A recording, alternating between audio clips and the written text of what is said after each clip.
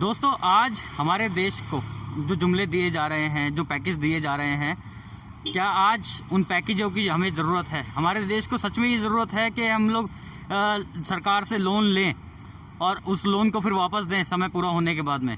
क्योंकि आज सरकार की जो नीति होनी चाहिए वो होनी चाहिए जनता की मदद करने की, लेकिन सरकार जनता की मदद ना करते हुए उन्हें लोन बांटने में लगी हुई है और आम आदमी को इससे किसी तरह का कोई फ़ायदा नहीं है।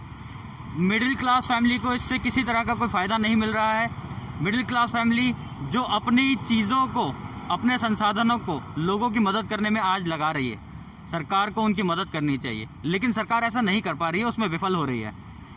आज हमारे देश में जो पैकेज दिया गया है, अगर वो पैकेज 20 लाख करोड़ में से सिर्फ 1 लाख करोड़ या 2 लाख करोड़ में आज काम हो जाना चाहिए था, क्योंकि आज की जो ज़रूरत है, लोगों को पैसे की ज़रूरत है।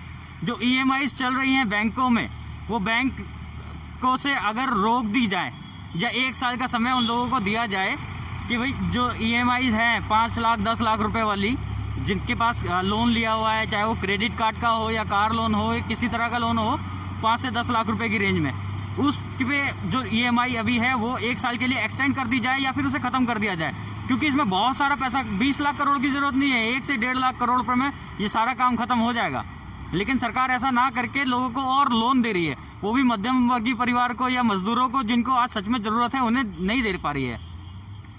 अगर ये सरकार कर दे कि उस EMI को ख़त्म कर दे या फिर उन्हें 1 साल तक आगे बढ़ा दे और उस पर जो इंटरेस्ट लगेगा वो इंटरेस्ट ना ले, सरकार ये कर सकती है, सरकार के हाथ में है। सरकार अगर ऐसा करेगी तो जनता को बहुत फ़ायदा मिलेगा। दूसरी जो स्कूलों की फ़ीस है, वो अगर सरकार 1 साल तक के लिए ना ले, या जो नुकसान स्कूलों का होगा, स्कूल की टीचर्स की फ़ीस जाएगी, सैलरी जाएगी, उसकी भरपाई अगर सरकार कर लेती है तो सरकार, मुझे लगता है कि बहुत अच्छा कदम होगा जनता के लिए, क्योंकि जनता को आज इसकी ज़रूरत है। वो बच्चों की स्कूल की फ़ीस, ट्यूशन्स की फ़ीस देने में असफल हो रहे हैं, विफल हैं।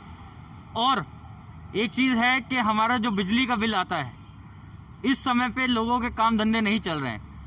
आज ज़रूरत है सरकार की मदद की, ना कि लोन की।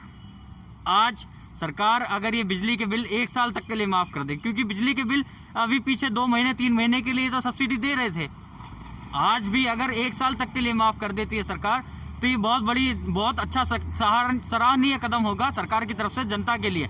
सरकार को जनता की मदद करनी चाहिए। मुझे ऐसा लगता है कि सरकार को हमारी ये मांग माननी चाहिए। मैं राहुल पार्चा, भारतीय अखिल भारतीय परिवार पार्टी का राष्ट्रीय उपाध्यक्ष, आप सभी लोगों से ये आह्वान करता हूँ कि 24 मई को शाम 5:05 के लिए ताली बजाकर इस अपनी मांग को जनता तक पहुंचाएं।